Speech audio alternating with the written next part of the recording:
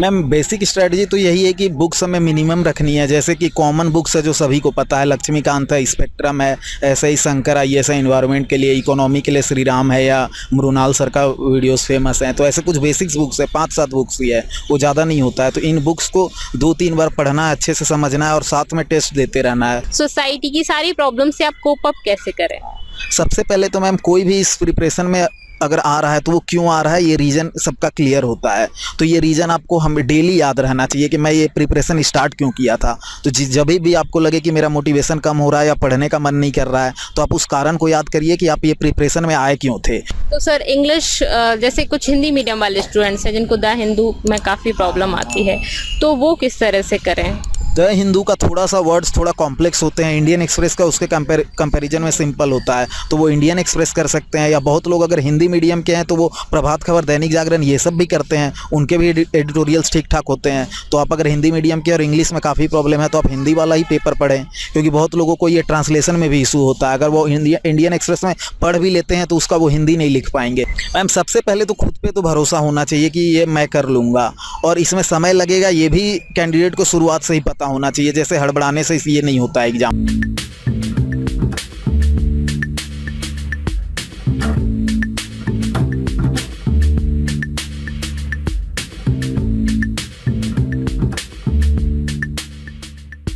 Hello sir. Hello ma'am. Sir अपने बारे में कुछ बताइए। मैम मेरा नाम सौरभ सिंह है, मैं रांची झारखंड से हूँ। मैंने बीटेक माइनिंग इंजीनियरिंग से किया है आईआईटी खड़गपुर से 2017 में। उसके बाद से मैं कोल इंडिया में काम कर रहा हूँ अभी। Okay sir. सर आपका family background? Family background ma'am, मेरे पापा गवर्नमेंट टीचर हैं तो वो अभी रिटायर्ड हैं, मम्मी हाउसवाइफ है। Okay sir. सर तो आपके एजुकेशनल बैकग्राउंड में आप आईआईटी खड़गपुर से हैं? हाँ। Okay sir. उसके बाद आप कोल इंडिया में? हाँ। Okay sir. और अभी आप यूपीएससी में सिलेक्ट हुए हैं, तो सर कैसा लग रहा है? अभी तो बहुत अच्छा लग रहा है। सिलेक्शन के बाद बस वो होली पीडीएफ जो हम लोग बोलते हैं फाइनल लिस्ट, उसमें नाम आ जाना ही बड़ी बात होती है। तो मेरा रैंक भी ठीक ठाक ही है, तो अच्छा लग रहा है। बिल्कुल सर। सर ये आपका कौन सा अटेम्प्ट था? ये मेरा सेकंड अटेम्प्ट था। और अभी आपके पास काफ़ी सारे अटेम्प्ट हैं? हाँ, अभी अटेम्प्ट्स बाकी है मेरे पास अभी। तो आपने सेकंड अटेम्प्ट में फाइनली यूपीएससी में आपकी रैंक भी काफ़ी अच्छी है, 411 रैंक है आपकी, और आप ओबीसी में हैं, तो आपको अच्छा मिल जाएगा। तो सर आप अपना किस तरह से आपने प्रिपरेशन की, किस तरह से आपने कम टाइम में सिलेक्शन लिया, ये आप बताइए प्लीज़। जैसे मैं धनबाद में पोस्टेड था तो मैं वहाँ पे वीकेंड बैच ज्वाइन किया था चाणक्य आईएएस में, धनबाद में जो बैच। तो 1.5 साल के अराउंड वो क्लासेस चली होंगी, तो वो सैटरडे संडे की क्लासेस थी, तो मैंने वो की। और उसके बाद से मैंने मेडिकल लीव लिया और उसके बाद मैं दिल्ली आ गया, और फिर मैंने यहाँ पे ऑप्शनल की प्रिपरेशन की। एंथ्रोपोलॉजी ऑप्शनल है मेरा, वो मैंने वैद आईसीएस से किया है। उसके बाद टेस्ट सीरीज ज्वाइन किया मैंने विजन आईएएस का, मैंने वो प्रैक्टिस किया और साथ साथ प्रिपरेशन चलता रहा। आपने जॉब के साथ प्रिपरेशन की, तो आपने कैसे डील किया इन दोनों को? जॉब के साथ थोड़ा मुश्किल हो रहा था, इसलिए मैंने एंड में मेडिकल लीव लेके फिर मैंने अभी लास्ट के 1 साल में मैं मेडिकल लीव से ये एग्ज़ाम दिया हूँ। Okay sir. तो प्रीलिम्स के लिए क्या स्ट्रैटेजी होनी चाहिए? मतलब ऐसे स्टूडेंट्स जो जस्ट स्टार्ट की है जिन्होंने प्रिपरेशन, वो सोचते हैं कि हम कम से कम टाइम में फर्स्ट या सेकेंड अटैम्प्ट में, मतलब मिनिमम वो सोचते हैं कि फर्स्ट अटैम्प्ट में क्लियर हो जाए और ज़्यादा से ज़्यादा 2-3 अटैम्प्ट में हो जाए, क्योंकि बाद में कॉन्फिडेंस ब्रेक होने लगता है। तो सर कैसे उनकी स्ट्रैटेजी रहे कि वो प्रीलिम्स क्लियर करें, फिर मेंस की क्या स्ट्रैटेजी रहे, और पूरा एग्ज़ाम किस तरह से वो अच्छी रैंक के साथ क्लियर कर पाएँ? मैम बेसिक स्ट्रेटजी तो यही है कि बुक्स हमें मिनिमम रखनी है। जैसे कि कॉमन बुक्स है जो सभी को पता है, लक्ष्मीकांत है, स्पेक्ट्रम है, ऐसे ही शंकर आईएएस है इन्वायरमेंट के लिए, इकोनॉमी के लिए श्री राम है, या मृणाल सर का वीडियोस फेमस हैं। तो ऐसे कुछ बेसिक्स बुक्स है, 5-7 बुक्स ही है, वो ज़्यादा नहीं होता है। तो इन बुक्स को 2-3 बार पढ़ना है, अच्छे से समझना है और साथ में टेस्ट देते रहना है, और साथ में खुद पे भरोसा भी होना चाहिए कि मेरे से ये एग्ज़ाम हो जाएगा। तो अगर ये साथ में करते रहे और टेस्ट देते रहे, जहाँ पे आप गलतियाँ कर रहे हैं, जो भी प्रॉब्लम हो रहा है वहाँ पर वापस रिवाइज करिए, वहाँ पे इम्प्रूव करिए, तो इससे हो जाता है। तो प्रीलिम्स की तो यही स्ट्रेटजी है। और हाँ, मेंस के लिए आंसर राइटिंग काफ़ी इंपॉर्टेंट होता है। तो लोगों को प्रॉब्लम होती है आंसर राइटिंग में, जैसे उसमें 3 घंटे में काफ़ी 60 के अराउंड पेजेस फिल करने होते हैं, तो स्पीड का भी इशूज़ आता है, राइटिंग में भी इशूज़ आती हैं।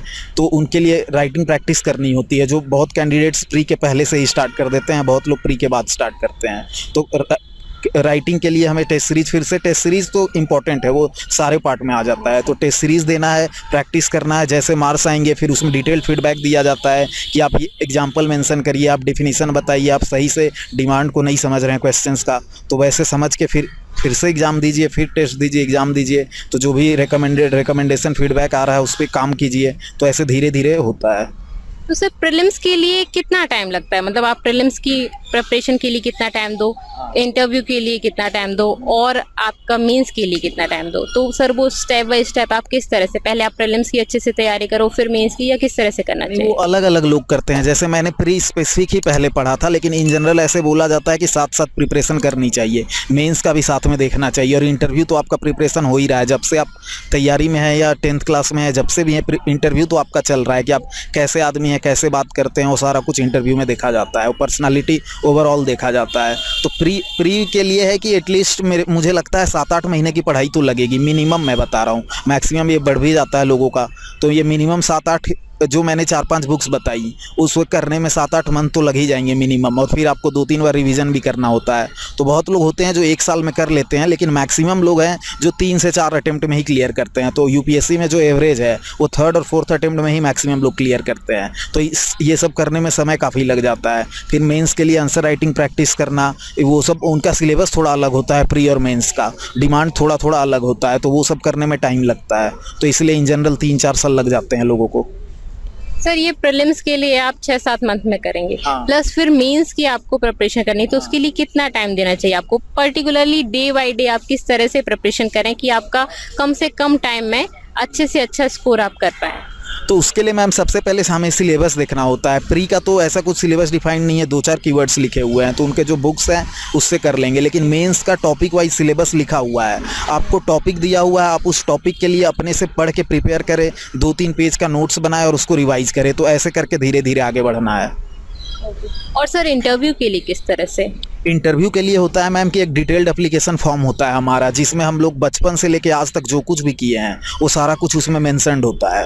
कुछ लोगों ने मुझसे डीएफ का फुल फॉर्म भी पूछा था, डेफ क्या होता है, तो मैंने अपने कमेंट्स में बताया, बट अभी सर ने वापस बताया। डिटेल्ड एप्लीकेशन फॉर्म डेफ। सर इसमें क्या होता है? ये डिटेल्ड फॉर्म होता है हमारा। हम लोग बाई बर्थ, मतलब मेरा बर्थ प्लेस क्या था, मेरा परमानेंट एड्रेस क्या है, वहाँ से लेके मैंने स्कूलिंग कहाँ की, 10th 12th मैंने ग्रेजुएशन कहाँ से कंप्लीट किया, मेरी हॉबीज़ क्या है, मेरे इंटरेस्ट क्या है, मैंने कहीं मेडल जीते हैं, मेरे स्कॉलरशिप्स है, मेरा बैकग्राउंड, सारा कुछ डिटेल्स इसमें। हाँ, पूरा बैकग्राउंड इसमें होता है। तो यही जो पेजेस होते हैं, ये 15-20 पेज का डैफ होता है, ये इंटरव्यूअर्स के पास होती हैं, तो वो उनसे देख के क्वेश्चंस पूछेंगे। तो जब आप इंटरव्यू प्रिपेयर कर रहे हैं तो इन्हीं के अराउंड प्रिपेयर करना होता है। फिर आप मॉक प्रैक्टिस करते हैं इंटरव्यू का। जैसे अच्छे अच्छे कोचिंग दिल्ली में है जो सारे प्रैक्टिस कराते हैं, जिसमें IAS IPS लोग प्रेजेंट रहते हैं, जो आपका इंटरव्यू उसी के अराउंड लेते हैं, तो क्लोज ही जाता है उनका रियल वाला इंटरव्यू और अच्छा ही जाता है। तो आप प्रैक्टिस करते हैं। जैसे मैंने अराउंड 7-8 मॉक प्रैक्टिसेस किए थे, उसके बाद मैं रियल में गया। तो ये करने से ये हो जाता है कि आपकी जो भी कमियां हैं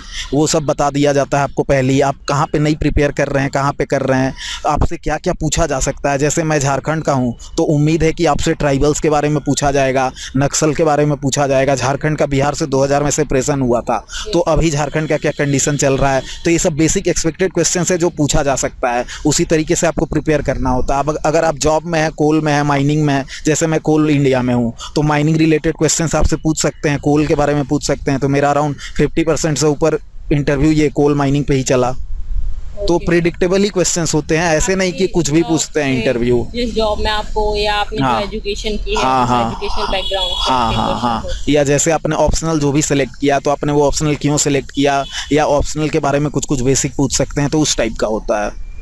सर आपने प्रिपरेशन क्यों की यूपीएससी की? मतलब आप कोल में थे, तो फिर आपको क्या ऐसा इंस्पिरेशन मिली, या आपको क्या लगा कि नहीं मुझे प्रिपरेशन करनी चाहिए, तो आपने किस तरह? मैम ये स्टार्ट हुआ था कॉलेज के टाइम से ही लगभग। जैसे मेरा एडमिशन IIT खड़गपुर में हुआ, उसके बाद हम लोग सीनियर्स लोगों से मिले, इधर उधर से बातें की है कि जैसे सिविल सर्विसेज में आने का यही होता है कि आप ज़्यादा अपना कंट्रीब्यूशन दे सकते हैं, आपको डायरेक्टली कंट्रीब्यूट करने का मौका मिलता है। हम किसी डिस्ट्रिक्ट के हेल्थ को सुधार सकते हैं, एजुकेशन को सुधार सकते हैं, वीमेन एम्पावरमेंट कर सकते हैं। तो अच्छी अच्छी चीज़ें करने के डायरेक्टली अपॉर्चुनिटी मिलती है जो बाकी जगह नहीं होती। और मुझे IAS अगर जैसे मिलता है तो अलग अलग फील्ड्स में काम करने का मौका मिलता है, डाइवर्सिटी होती है रोल्स में। आप 25-30 साल के उम्र में ही लीडरशिप स्किल शो करने लगते हैं, तो ये सब अच्छी क्वालिटीज़ हैं।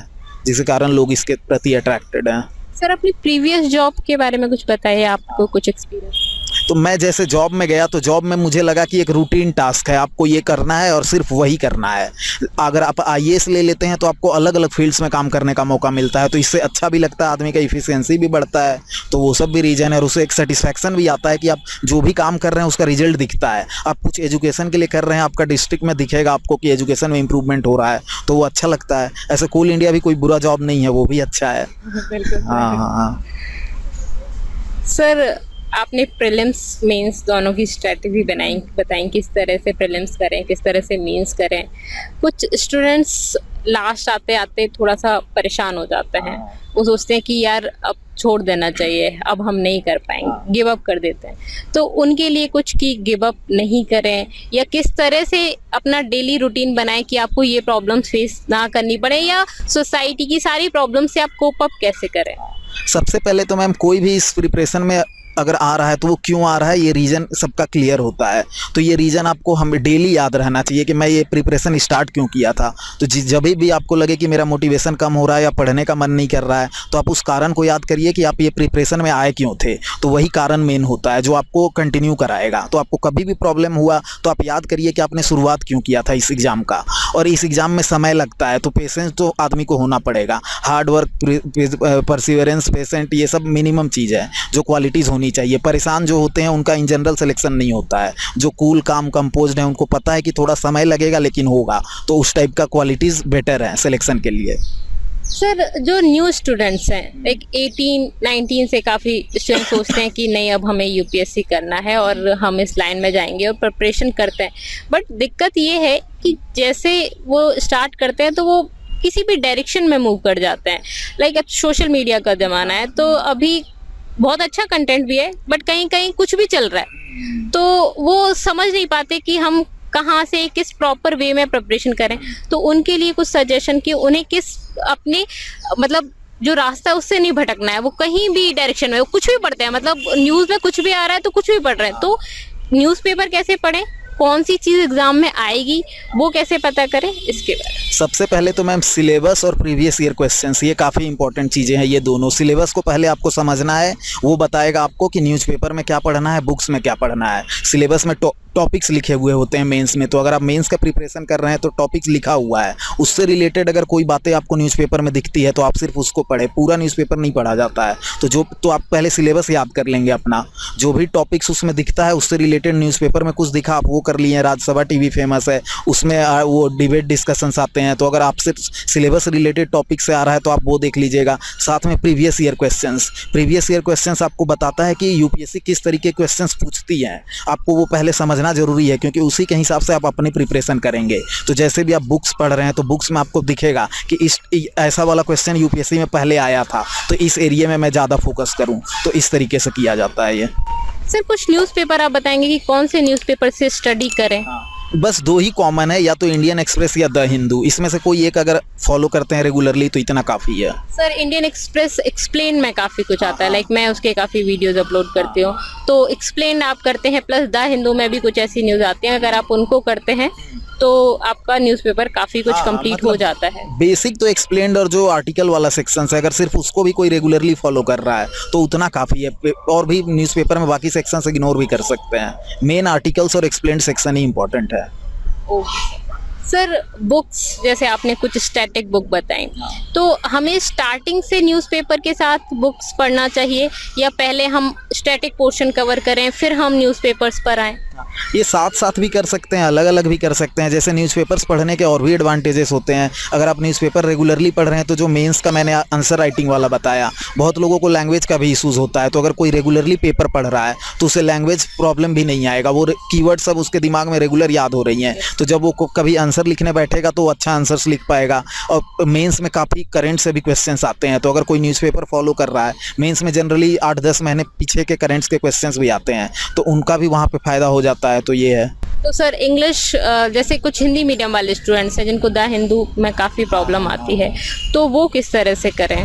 द हिंदू का थोड़ा सा वर्ड्स थोड़ा कॉम्प्लेक्स होते हैं, इंडियन एक्सप्रेस का उसके कंपैरिजन में सिंपल होता है, तो वो इंडियन एक्सप्रेस कर सकते हैं। या बहुत लोग अगर हिंदी मीडियम के हैं तो वो प्रभात खबर, दैनिक जागरण ये सब भी करते हैं, उनके भी एडिटोरियल्स ठीक ठाक होते हैं। तो आप अगर हिंदी मीडियम के और इंग्लिश में काफ़ी प्रॉब्लम है तो आप हिंदी वाला ही पेपर पढ़ें, क्योंकि बहुत लोगों को ये ट्रांसलेशन में भी इशू होता है। अगर वो इंडियन एक्सप्रेस में पढ़ भी लेते हैं तो उसका वो हिंदी नहीं लिख पाएंगे, तो अगर आप लिख नहीं पाएंगे तो कोई भी चीज़ पढ़ने का पॉइंट नहीं है। हम लोग अगर कुछ भी पढ़ रहे हैं तो उसको एग्जाम के समय या किसी दूसरे पर्सन को अगर हम लोग एक्सप्लेन कर पाते हैं, हमारा टारगेट ही वही होना चाहिए कि मैंने कुछ भी पढ़ाई की है तो सामने वाला बंदा अगर मुझे बोले कि ये समझा दो यार, तो उसे हम लोग को समझाने आना चाहिए। तो ये बेसिक चीज़ है मैम। सबसे पहले तो खुद पे तो भरोसा होना चाहिए कि ये मैं कर लूँगा, और इसमें समय लगेगा ये भी कैंडिडेट को शुरुआत से ही पता होना चाहिए। जैसे हड़बड़ाने से ये नहीं होता है एग्जाम। मिनिमम मैं जितने भी कैंडिडेट्स को जानता हूँ या टॉपर्स लोगों का है, एवरेज उन्होंने 2 से 3 साल पढ़ाई की है। कुछ लोगों का बोला जाता है 1 साल में किए हैं, लेकिन मैं वो नहीं मानता हूँ। वो 1 साल में अगर किए भी हैं तो 1 साल से पहले भी वो पढ़ रहे थे, वो कॉलेज टाइम से पढ़ना स्टार्ट कर देते हैं। एक सर का मैंने कल ही इंटरव्यू लिया था, तो उनका फर्स्ट अटेम्प्ट में क्लियर हुआ है, बट उन्होंने 2 साल पहले से प्रिपरेशन स्टार्ट कर दी कॉलेज से। तो मैं वही बोलना चाह रहा हूँ कि 2 से 3 साल की मिनिमम मेहनत इसमें लगती है। तो आप जब शुरुआत की हैं तब से ही ये याद रखें कि 2-3 साल टाइम लगेगा, तो आप उसके लिए पेशेंट रहें। ऐसे नहीं कि मेरे से नहीं, और मेरे से दिमाग में ये सब बातें नहीं आनी चाहिए कि मेरे से नहीं होगा, क्योंकि उसका कोई पॉइंट नहीं है। आपको एग्जाम डे के दिन जाके परफॉर्म करना है। अगर मार्क्स आएगा तो होगा, नहीं आएगा तो नहीं होगा, लेकिन आपके माइंड में सोचने से तो कुछ भी नहीं होगा कि होगा या नहीं होगा। अगर आप खुद से ही सोच लेते हैं तो ये तो बहुत गलत चीज़ है। ये यूपीएससी देखेगी कि आपका होगा या नहीं होगा, ये आपका काम नहीं है ये सोचना। हाँ, sir thank you so much. Thank you ma'am.